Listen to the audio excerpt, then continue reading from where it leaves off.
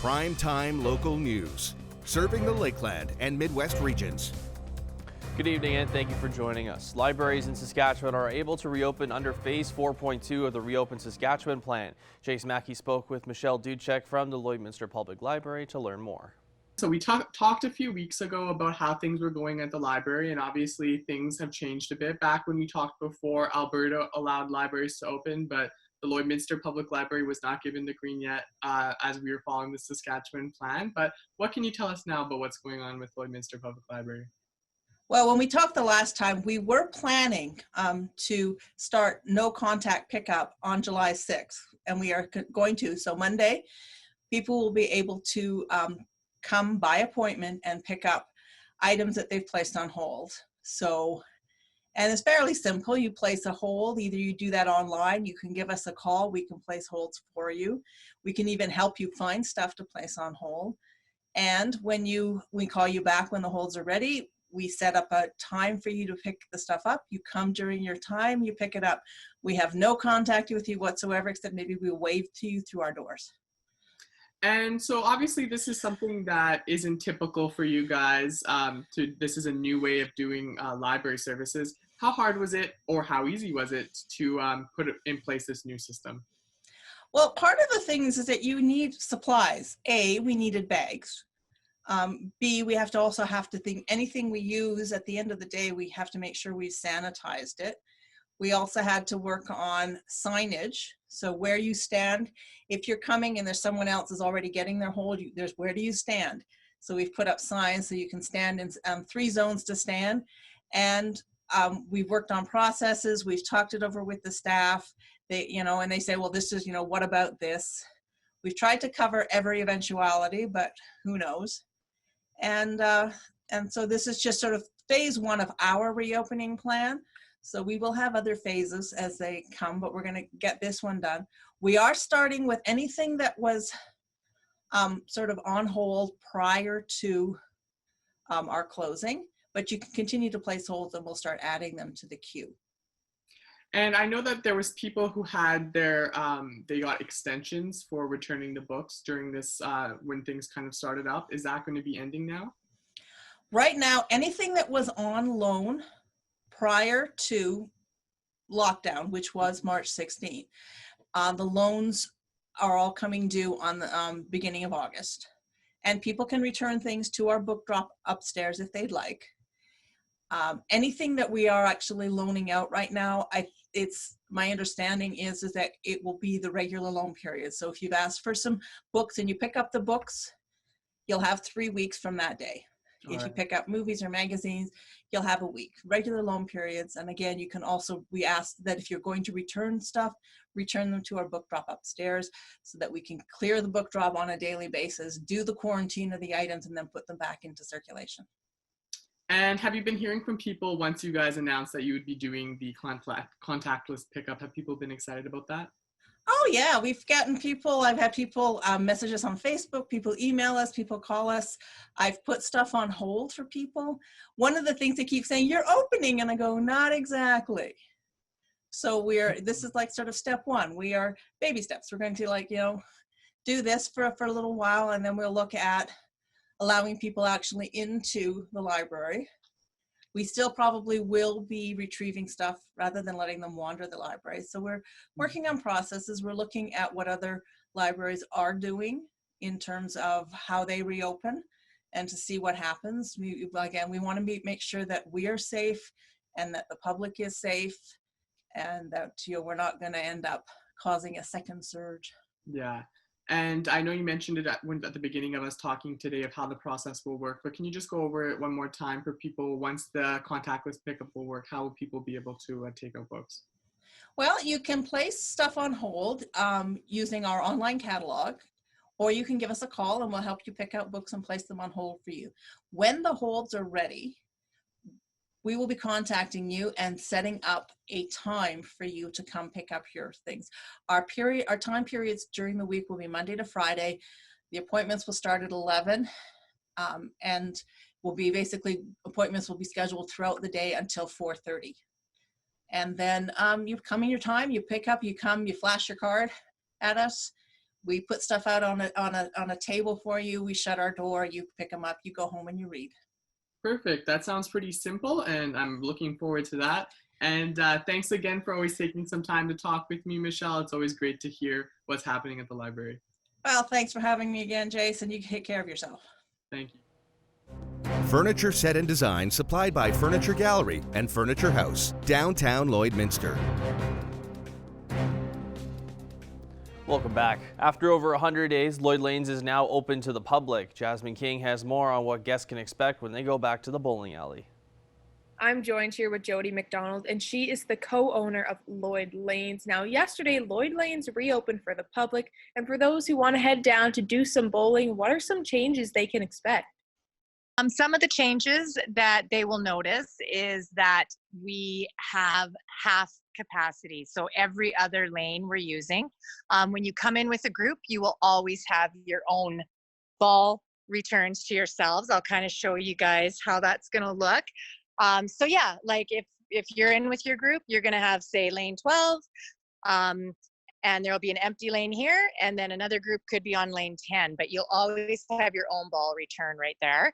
We also have half the tables here now. If you've ever been here, you'll notice we've swung these 10-pin ball returns around to block off to give the distance we need. And we have the table for the group that will be bowling. And we have blocked it off with yellow tape as well. So there's no, wondering where your line is. We also have these few back tables. We took out all the restaurant seating tables. So this would be like if people have come early and they have to wait somewhere, then we have these tables here. And so it'll definitely keep everybody distanced. When you arrive, we have these arrows in right here. So, to come in here, we have sanitation station. And then you would come to the till where we have the sneeze guards and get your shoes, and we hand you a bucket of balls. So they're sanitized and clean always for your group. And then when you leave the sanitized, or you leave the dirty balls on this table here. It's our shoe and ball return, where we sanitize them and the shoes before they even ever go behind the counter again. So you know that it's 100% sanitized. And then there's more hand sanitizer and your arrows out. And like beyond that, it's pretty safe. We don't have the restaurant part running at this time. We're doing just concession while we get used to all of the new guidelines to everything. And we also have a contact form to fill out when you come with your names, which everyone's always done, and we always put them in the computer for everyone anyways. And then just an email address or a phone number. And we write down the time and what lane you were at. So if there ever is, any problems, we can always easily trace people. So yeah, we're pretty excited. Did you have to wait for the province's reopening, or was it more following a bowling association? It was province. Yeah, we ran by provincial. We do have our association, Bowl Canada, which was really good about, handing out the guidelines for us and helping us along with that. So that really helped us out. And, you mentioned that there's going to be separated lanes for all the bowlers. So is that probably the biggest changes for the actual bowling game? Yeah, the actual bowling game is exactly the same. That would be your biggest change, is just less people. Actually, some might even like this more. I mean, it's not the best for business, but you definitely have your space in your room. I think everybody will really enjoy it the way it is. Now, will the hours be changing at all? They are, mainly because we also are in summer, which as of yesterday would be our kickoff of summer, which is usually a lot slower. So we're just opened Wednesday, Thursday from 1 to 8 p.m. and then Fridays and Saturdays from 1 till 9, and Sundays we're open from 1 till 6. We'll also be doing global every day, which is not what we do in the winter. And so global starts Wednesday, Thursday, Friday at 5 p.m. and Saturdays and Sundays at 3 p.m. till close. And as yesterday was your first day of reopening, what was it like being able to reopen and start again? Do you know, it was really good. I was like, oh, I don't know, we're gonna be so tired, but it felt really good to be in here, to just feel the support of the community. They have been so good to us, and it was nice to just see that the guidelines are working and to know that it's doable. And that was just a big relief for us. And when you got the go-ahead that you actually could reopen, you and everyone else there must have been pretty excited for that fact. We were, because there's been a lot of like, you can go, wait, stop. There's been a lot of changes as we went along. And so we were so excited to finally get going and just, try to get back in the groove a little bit, because we were shut down for like 109 days. That's a really long time for a new business. And for anyone who's looking to go bowling, how can they book a time, or how does it work? You can phone us 780-875-6898 to reserve a lane. You could message us on Messenger or Facebook, lloydlanesbowling@gmail.com. All right. Well, thank you so much for joining us, Jody. Thank you. Now it's time for this week's edition of What's Open. Here's Heather Klages.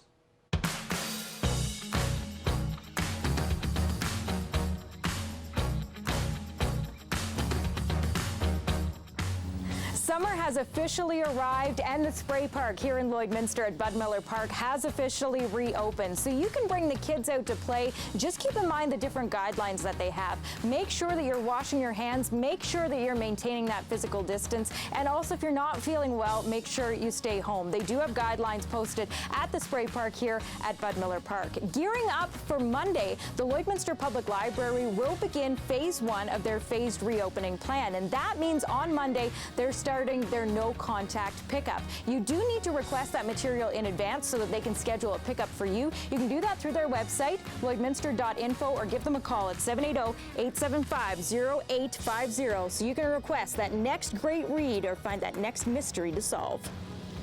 The Lloydminster Agricultural Exhibition is moving the fair this year online. It's a virtual fair, and it starts on Wednesday with a reverse parade. This is going to be pretty neat. Different floats will be set up in the Lloyd-X parking lot, and you get the opportunity to drive through and take a look during the reverse parade. That's going to run from 1 p.m. until 8 p.m. on Wednesday. Plus, there's going to be delicious fair food. So if you've got a craving for mini donuts, or you want to try corn dogs or poutine, they're going to have fair food for you starting on Wednesday. And also drive-in fireworks. Those are set for next Saturday at the Lloyd-X. For all the details on virtual fair, you can go to their website, lloydexh.com.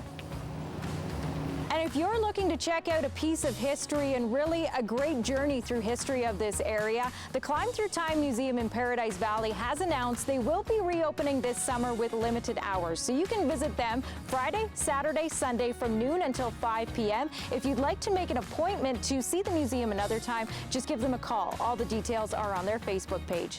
Well, whatever you choose to do this weekend, we hope you have a great one and you stay safe and stay healthy.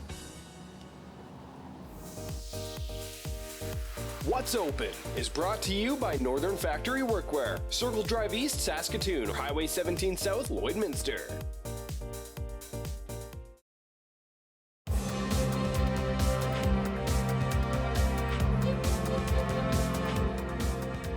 Well, yesterday, Evan Kenny was joined by the Bobcats head coach and general manager Nigel Dube to talk about the newest in the AJHL, but now they are joined back once again to break down the newest members of the team. Joining me again today, this time to talk more specifically about the Lloydminster Bobcats, is Lloydminster Bobcats general manager and head coach Nigel Dube. Nigel, thanks for joining me once again. Thanks for having me. Now, yesterday we talked about the AJHL's plans for the upcoming season, but today we're going to focus more on the Bobcats' upcoming plans, and that includes Dalton Irvine, the newest signed player by the Bobcats. Nigel, why don't you just start off and tell me what Dalton's all about as a player? Well, Dalton being a defenseman, and I think I don't know if it's because all the young kids want to be forwards and score goals coming up that it's harder and harder every year to find defenders, and that's a big thing. So if you call any team around right now and you ask them what they're looking for, it's a defenseman. So it was one of those.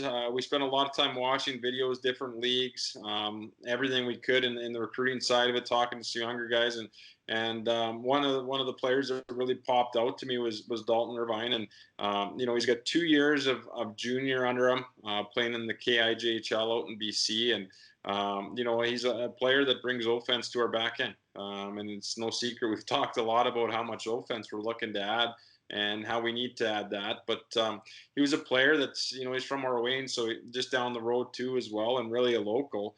But he's a guy that can move the puck well and has good vision and hockey IQ on the back end. And I think that he's going to be a guy that can move pucks north for us and create offense by jumping up in the play. Now, Nigel, how much do you think it'll help him having the experience of winning a championship in the KIJHL previously? Well, their program there is ran just like a junior A club, and Ryan Parent, who's out there, he does a good job of it and overseeing it, and talking to Dalton too. And it's, looking at our structure, and I said, pretty much it's a 9 to 5 job every day for you, between workouts and video. And he goes, I'm used to it. So that's a big part of it for a player coming in. He's been able to balance that with his schoolwork, with everything else going on, and having the success there. And knowing what that's like, I think it's going to bring an development. He's only a 2002 and an 18-year-old, but to me, he's looking to be a veteran junior hockey player and bring that experience in with him. Yeah, 18 years old with 2 years of junior already, putting up 2 30-point seasons in each of his seasons. So we mentioned it. You talked about him being an offensive defenseman and bringing that to your team, but as well his leadership and his experience. You mentioned as one of, almost a returning type guy coming back. How do you think just that experience will help you guys out?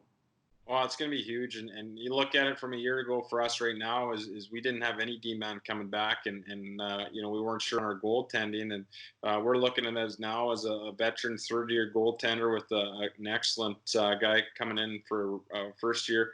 And then outside of that, we're going to have all veteran defensemen, and I would consider Dalton a veteran again. So adding him in there is just adding another piece in for us.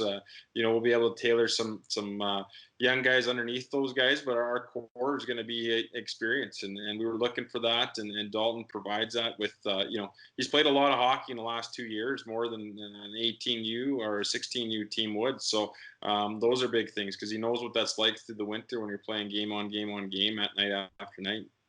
Now, finally, Nigel, you guys did trade away former starting goalie Josh Diaz to Merritt in the BCHL. Obviously, you traded for goaltenders Thornton and signed Roseland earlier in the offseason. Just break down what this trade was about for me. Well, he's a 20-year-old that needs to play. I think that's a big part of it, right? So bringing in Kobe, and we know what Kobe's capable of, and we were excited for that. And Axel, he's been on the ice down south and stuff. So we knew we had to move one guy out, and JD was the guy that we looked, and in that was kind of a flop. We brought a player in and then sent him to Humboldt too. So it was just a little bit of movement there to keep everybody going in the right direction, and to help us out too as well. Nigel, thanks for taking this time. As always, it's a pleasure. Always a pleasure, Evan, anytime.